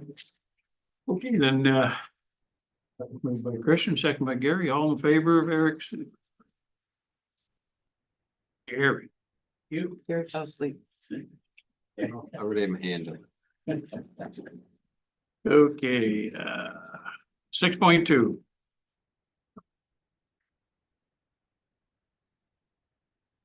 By Gary Eckerson, second by Christian Rodriguez, the staff report by Eric Campbell, Fire Chief, Emergency Services regarding the application of fire protection grant received and the committee approves the application. The fire protection grant forward to council for approval. Any discussion on that? So there's no actual document attached to that. I was just looking at permission to go ahead and seek the grant to apply to it. But before we actually put it in, you will see a copy of the actual grant request as for information. I just want authorization to go ahead and apply for the grant. Person? So how much are you applying for? So I'm told unofficially that they're basically looking at 9,000 to maybe 12,000 per fire department allocations. That's what, because the OFM is the dime outer. But I'm putting in for a couple things. I'm putting in for 2 new washer extractors. Hopefully we get one. And a set of gear racks for the wall to start moving the gear off the trucks. So that's about $15,000. So that's what I'm gonna ask for out of that grant. I was looking at showers, things like that, but unfortunately, there's just not gonna be allocating that kind of money in this grant. So we have to be a bit more realistic about what we're going to get. And we only found that out again Wednesday night at the chief's meeting, and I had already submitted this paperwork, so I apologize for that. Okay. I thought it was for the showers. Don't you say that? That is one of the things I was originally going to apply for. So Showers need to happen. there's, if I may, the grant is over 3 years. So they've allotted $30 million over 3 years, but there's 437 fire departments going to apply for it. So I think what they're doing the first year, and kind of how I interpret this from the OFM, is that they're going to try and keep those limits for the first year tethered a bit to see who applies and what they're applying for. And then they'll know what their allocations over the next 2 years are gonna look like. They also pushed us to apply for everything we can. And that is because they want to show a need to the provincial government that 30 million isn't enough. We're fortunate here. You folks give us great support in our fire service, but the reality is that there's a lot of departments out there that don't have any money. And they're telling them they got to put in showers. They're telling them that they've got to go get second sets of gear, washer extractors. Well, getting $8,000 from their municipality is often not even a possibility. So the push was on from us as fire chiefs to say, you want to go down this route as provincial government, and you're going to force it on us, then you need to come up with some money, show that, give us a little candy here, because otherwise there's just departments that'll be left behind. Yep. I don't know, the washrooms, shower, the cost, because we got taken off the table. To Every time we turn around. put a shower in there at Kanlaki, I believe the estimate that I received at the beginning of the year was approximately $60,000 to put showers in. I just don't foresee us getting that kind of money. I will be going, I have to be honest. They've told us right away that you're not gonna get that. But you can go after things that are realistic, like if we can get a washer extractor out of them, all means, I'll take it. Right? If we can get a set of gear racks out of them for $15,000, take it. Right? So it's It's get what we can out of them realistically right now, see how it goes. Next year in 2025, there'll be another 10 million up on the block. We'll apply again, and if they're giving out bigger parcels, we'll grab what we can.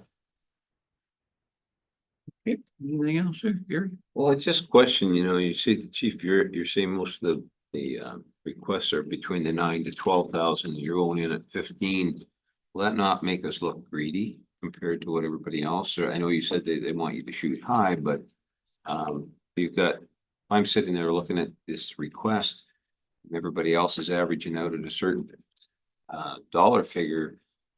It probably would put you personally down on the second lower level. So, again, that's something that we can do is just go with one item that's gonna run around $10,000. If that's something you choose to do, I can do that, that's not a problem. They were quite clear to us that they wanted us to go in at a higher number because they wanted to show a need. Even if they say, okay, we asked for a set of gear racks, but they're only gonna give us $9,000 towards that gear rack, that just lowered our cost to $6,000. Right, so, I still think that there's an appetite there, but that was what they directed us to do, your worship. So. If I might, through the chair, this is not 100% coverage grant. No. So, and when's the money need to be spent by? Well, that will be probably I believe it's March of 2025. Okay, so it'll be this year's budget that accommodates it. So we'll want to pick items that we actually budgeted for and either do more of that. Or help recuperate some of that cost so we can allocate it to other places. That's why we looked at the items such as the washer extractor, because we purchased those this year. We obviously, we're gonna need more. And the gear racks we had forecasted initially, but again, those costs were ate up by other things that we had to do at the Kamalaki Hall. But we didn't budget for 4 extractors. We budgeted for 2. weren't 2 we? extractors initially, yeah. So it's not something we budgeted for to buy 2 more. Can we not put it towards infrastructure and the plumbing at least? No, there's very specific requirements. Yeah, and again, I think part of that is because this is the first year they've ever done this.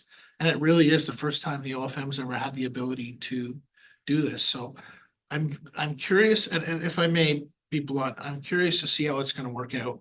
Because, we're finding that a lot of the things that we deal with the fire marshal's office, they're understaffed. So I'm curious to see how, when they go through this process, how long it's even gonna take for us to get looked at. Right? I'm assuming because it's such a broad thing and they've pushed it so hard, they're probably gonna look at 400 applications, right? And, there's always a few departments out there that won't apply. There's departments in Northern Ontario that won't be eligible because they don't serve organized fire departments. But I think that I'm just going with what the guidance was from our advisor, and that was to put it in above. Because then they're getting a more realistic picture. I think this is a bit of a feel out process on both sides. But as Mr. Savansky said, if that's the situation, then there's some envelopes that we can go at. Well, I certainly hope we get something, that's for sure. And like the mayor said, if we make it realistic as possible, it'll increase our chances, so I hope that something good comes of this, especially since it's the first time they're handing out money, eh? And I've been somewhat successful at getting grants since I started, so Yeah. I think where I've become successful is I literally go through the checklist and I write out a Word document reflecting that checklist. And then when I actually apply for the grant, I literally cut and paste it in. So, I mean, let's hope that we wear that luck again. Okay, well, time will tell. So when's the grant due? The 5th of September. So we need to get this to council by the end of the month, which means we need to report within the next few days. Are we gonna have an opportunity to put a little more detail into a staff report to bring to council? I could probably have it done tomorrow. Perfect, thank you. Provide some background information like Yeah. the lead sheet from the grant program too, please, and thank you. Okay, all in favor of that grant? Gary? Okay, 7.1, no items at this time under bylaws. Number 8, correspondence, 8, no items at this time. 9, Correspondence recommended reading of routine approval information items.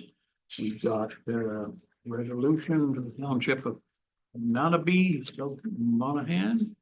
Regulations for lithium ion battery. Anybody got any comments on those? We already discussed the lithium before, did we not? So, I believe we supported that one, did we not? no, we haven't seen. Or maybe at regular. Okay, council. Yeah. So we did that. I think. Yes. Regular. council. That was a regular council, yes.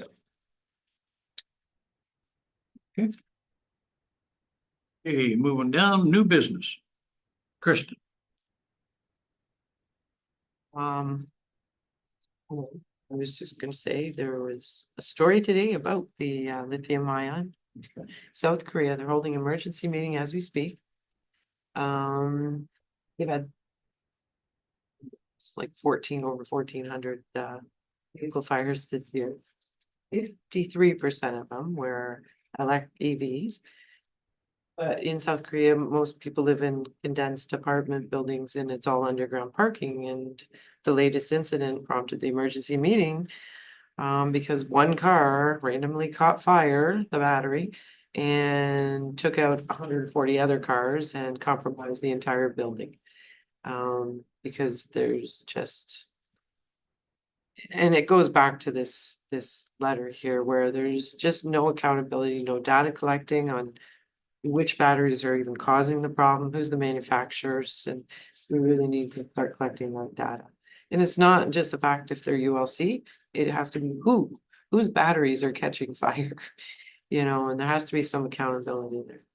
If I may, through the chair, this is a really big problem. This isn't just, And it's not just cars. it's, the bigger problem is actually the e-bikes and stuff like that. So we just had a fatality in June again in Manhattan. E-bike caught fire, blocked the exit to the apartment, people passed away. So we're seeing this across the board. It is pretty scary. And as a fire services, as the Ontario Association and the Canadian Association of Fire Chiefs, we are very upset, like we're very concerned because there's a lot of knockoff batteries going around. And if you go on eBay or on Amazon, you almost honestly can't tell the difference. So people are ordering what they think are legitimate batteries at maybe a cheaper rate. And they're getting a knockoff and then there's no quality control, there's nothing. So it is a big problem and it's probably gonna get bigger before it gets smaller. We're comparing this to the invention of gas and the effect of the fire service. okay, under new business there, the 10.1 there was safety day feedback. You ever get it? Gary, go ahead. Yeah, Mr. Chair, I asked for this to be put on the agenda. First of all, I want to comment on the safety day. I think it was well put together, well organized. What I wanted to really share with you was the fact that I was standing in the crowd watching the demonstration with the extraction and working with the Jaws of Life. And there was some people from out of town there, Mr. Chair, and they had made the comment on how well organized the team was and how they did it in such a professional manner. And they asked me, they said, "Are you from around here?" And I said, "Kind of, yeah." And they said, "These are your professional firefighters." They're from these people were from a big city, and they commented on how well the guys had did. And I said, "No, they are volunteers, but they are extremely well trained." And they were impressed with that. So I think that message needs to get out there, how proud we are of our firefighters and the job that they've done. And they continue to do day in and day out. So I just wanted to share that with you, as Chair, and the committee and the public that's watching, that those firefighters did a great job. Thank you, Mr. Mayor. Good to hear. Okay, Gary, do you have any new business? I have nothing other than that. Kristen, do you have any new business? Scott, do you have any new business? Pete, do you have any new business? Nothing from me, no. No, sir. New business? Nicole?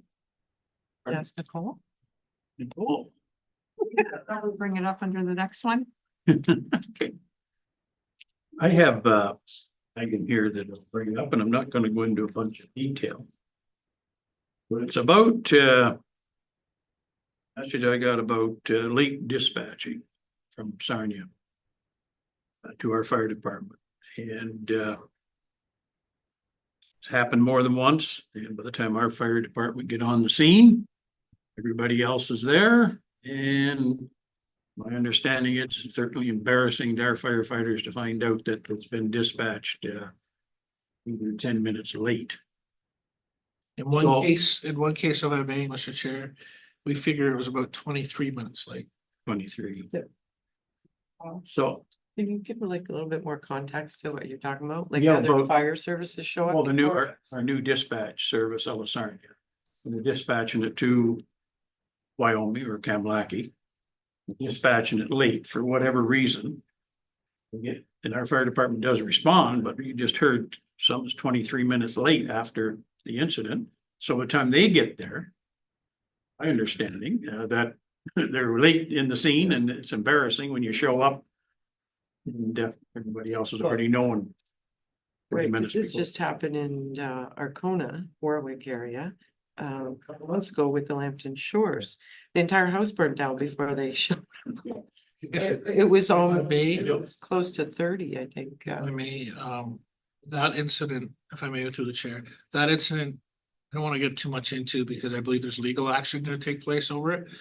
But there was a specific set of circumstances there, and there's some specific issues with automatic aid in that area that is a rather unique situation. And that is not reflective of what we see generally speaking. But again, I can't get into too much because there's probably likely gonna be a legal issue come out of that. But yeah, there's an issue there. This is one of the reasons I've grabbed hold of the agreement with Sarnia Dispatch, and I'm starting to go through it in great detail. And one of the things that we've been told is that when they're dispatching us when they get told about it. So part of that may be in the transition between either medical dispatch or OPP dispatch, getting us those calls. So again, as we move forward, we're gonna start taking a look at those times in more detail and saying, what is really going on here and how does it relate to the contract that we have now paid 2/3 more for than we did with the previous organization? And I think that yourselves as counselors and the taxpaying public deserve an answer to that. Yeah, I don't want to get into a bunch of detail here about it, but I was asked to bring it up here to get it on the books, to say like we have a dispatching problem here, and it doesn't look good on our firefighters when they show up after everybody else has already been there for 10 or 15 minutes. So, Mr. Chair, if I may, you're saying that somebody else was there. You mean like another department was there for backup ahead of our people? Or just that our people were just a little late getting there? It was already, the fire was If I raging. may, I think it's it's our brother and sister first responders, so Yeah. our EMS and police are often on scene first. Okay. Not Right. another department. Okay, Yeah. that's fine. And like I say, I don't know all the details of that, but Here. In Ontario, we have 911, and they have a 911, you dial 911, it goes in the call center. If you dial it, anything else, they're gonna ask you, do you want fire, ambulance, or police? Whatever we're to say then. And you're previously to Sarnia Dispatch, and if you said fire or ambulance, it went to the same center. So especially if you said ambulance, fire service, or the fire service dispatched out of there. That, now he requested ambulance, and they're switching, down one set call center, is sending stuff to Wallaceburg. Then Wallaceburg then has to contact Sarnia dispatches. It's not just to turn right over, which we had before. okay. So that was exactly what I was gonna ask. Yeah. Does this have anything to do with Wallaceburg? Because this system is It doesn't supposed, have anything to do, it's, It's because some are still there, yeah. some are And here. they, when you call 911, it doesn't go into Wallaceburg. It doesn't go into Sarnia Dispatch. It goes into a call station in Barrie. Correct. Then they put you off on the Correct. whoever. So like I said, with the ambulance before, I hear that Wallaceburg did it, they're sending out their ambulance. That's being paid first, when somebody else is starting shortly later, they then page out fire departments. Later, now that's not happening, it's going forward, and then from Wallaceburg to Sarnia. So to make a long story, you brought it up here, you're already know the situation, so you're dealing with it. And you did mention that 15 or 20 minutes ago about some issues there, so we'll leave it at that. Was asked to get it on the floor. Yes, I mean, what Scotty's saying is true, that when you call 911, it goes to Barry and they disseminate it. I just wanna say, I'm not totally convinced it's Sarnia or Wallaceburg either. It might start at Barry. Because in my line of work, we've seen some very unusual lead times at the Barry level, which we've never seen before. So maybe there's something going on at the Barry level that we're unaware of, and might be good to look into that. So if I may through the chair, that's exactly the data we're trying to surmise. And it's not just us. It's not just a Plympton-Wyoming issue. It is a county of Lambton issue. And so again, a lot of chiefs are starting to ask some questions. Certainly, I believe Sarnia is doing the best they can. He went from managing 2 large fire departments dispatch, that of course Sarnia dispatch, which is a separate, the actual fire department as well, to all of a sudden in 6 months, managing the whole county. It's a lot more volume. There's times now that we're seeing, like Saturday night, we had two calls on the go at the same time. Right? Lackey was toned out for a VSA, and Wyoming was toned out for a 2-vehicle MVC. Right? Now imagine also having Warwick going out at the same time, right? And then they also have Sarnia Fire dispatching as well, Sarnia Police.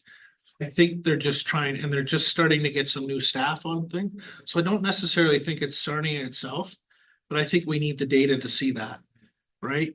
I do think that there's growing pains, but we're also, 7 months into this. I would hope that a lot of those have been dealt with.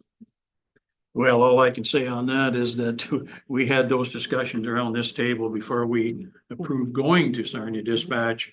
The exact things that we're talking about, we were told at that time, don't worry about it, boys, this is the Cadillac.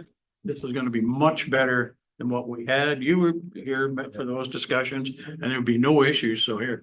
We are, like you said, 7 months into it, and we're finding out they don't have the manpower, they don't have the proper call center, dispatching late, so all bad things. If I may, Mr. Chair, I'm not saying they don't have the staff. I think they're getting the staff on board, and we always knew that. They did not sugarcoat that. They were quite upfront with us, saying it's going to take time to get staff on board. It's not like it used to be where you're doing 2 weeks worth of training with the dispatcher beside you. You have to be a certified dispatcher now. NFPA has specific requirements, right? So like it takes time to get people up to those standards. The other part is their dispatch room wasn't big enough, so they're in the process now of literally knocking down their ident section and moving their dispatch over there. So there's some growing pains there. That all takes time. And I kind of understand where they're coming from. They probably were looking at it saying, we're gonna need some funding coming in before we can start paying for this infrastructure. Well, I also know at the time that I'm not exactly sure what the service was. It's Wallaceburg was supplying, and they said they're not gonna supply that anymore, So so. go back to the original contract and that. We didn't have, Who's responding, they weren't gonna do 2 station pages or anything else. so we didn't have much of a choice but to go to the new system. Anyways, I'll leave it at that. You have it in your hands, and that's all I have for tonight. So there isn't anything else. Oh, you have, oh, yes, you did, ma'am. Go ahead. Just have to change the date for the next meeting. So we need to have one in September because we need to bring a draft budget for the next Oh, meeting. we don't have one in September. Well, let me-